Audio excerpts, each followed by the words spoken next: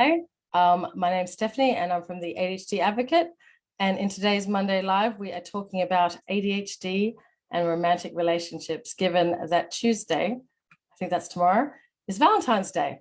So in the spirit of Valentine's Day, we thought we would focus on talking about ADHD's role in relationships, romantic ones. Now, it's hard when you've got ADHD to have kind of healthy relationships, unfortunately. By its very nature, ADHD, right? We've got rejection sensitivity. So a lot of us, unfortunately, need to feel as if we must keep the other person happy for fear of being rejected. So this can amount to not having our needs met, never kind of asking for what you want or need, always giving way to the other person.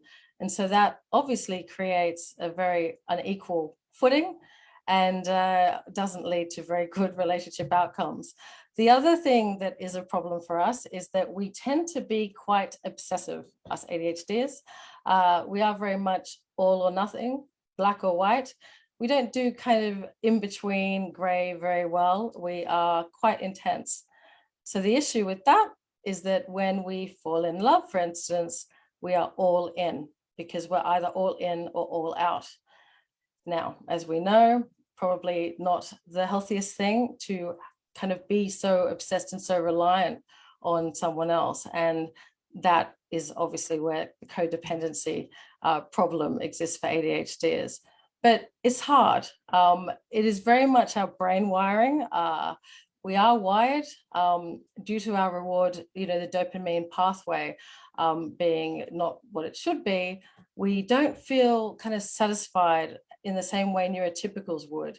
So that's where kind of our addictions come from, where our need for more comes from. And so this is why we find with ADHD, unfortunately, there can also be extramarital affairs because ADHDers may feel that they get bored and authentic interest is the fuel for an ADHD brain. So there are a lot of obstacles in the way of romantic relationships when you have ADHD, but it's not all bad. It isn't all bad. The main thing is for us to be aware of how our brain can sabotage us and be aware of particularly our people-pleasing tendency, our need to please, our need to maybe have our boundaries breached in order to keep someone else happy. That never, ever ends well. It doesn't end well. So this Valentine's Day, got to really kind of drive this one home. That the main thing is, and I know it kind of sounds maybe to some people corny or cliche, but self-love is just paramount. And even if you don't have a special Valentine for tomorrow, really make yourself the Valentine, because another thing that ADHDers really struggle to do is put themselves first to meet their own needs. We're always sacrificing our needs to meet the needs of others. Now, what that means is that we don't self-care. We don't take care of ourselves.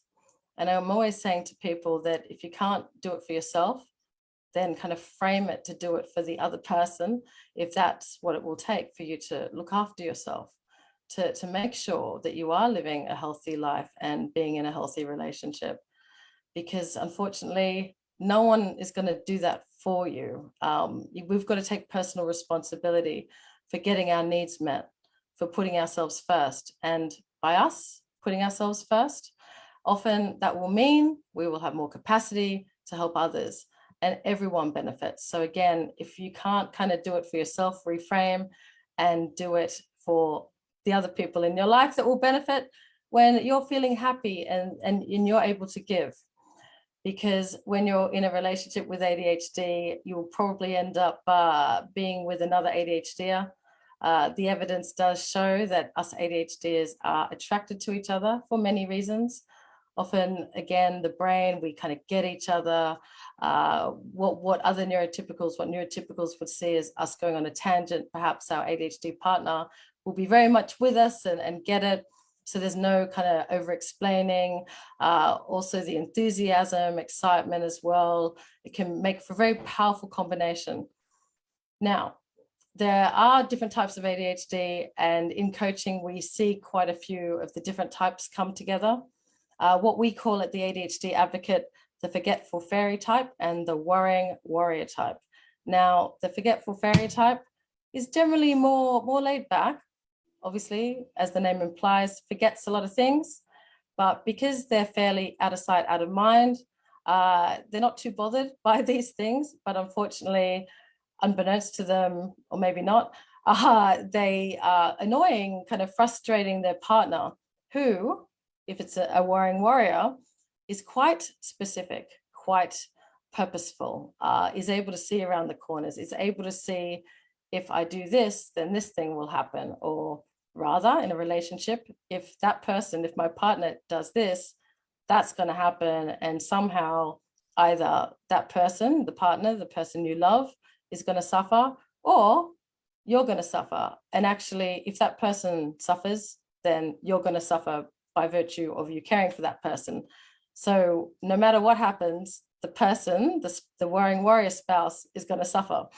And this can kind of cause parent-child type relationships, which, again, as we know, are not healthy in a romantic relationship. It kills the romance. So forgetful fairy always being told what to do and kind of being treated as if they can't make decisions for themselves, or they feel as if they're walking on eggshells. It doesn't really promote romance. So it's really important for any ADHDers coupled up like that, that you are very much aware of your ADHD style, particularly for the worrying warriors, the way you deliver, the way that anxiety can sometimes affect your communication, so that it comes across in an unhelpful way for both of you, really.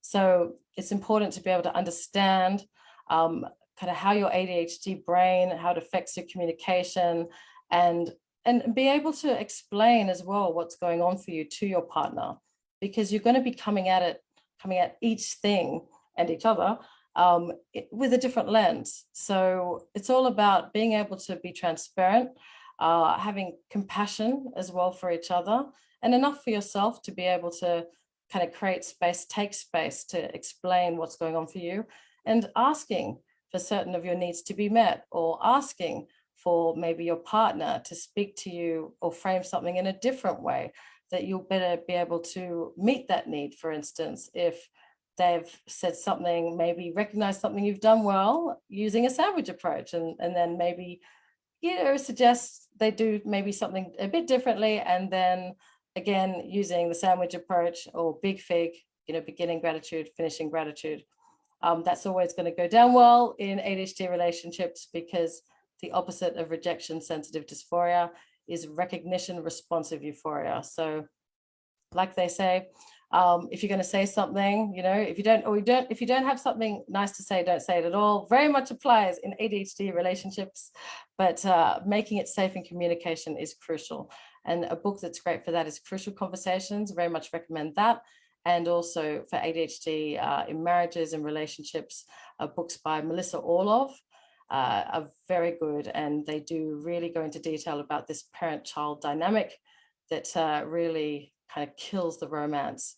So there's some reading for you guys to do, but be kind to each other, be kind to yourself, spoil yourself this Valentine's Day, and yes, we will come back to you next week.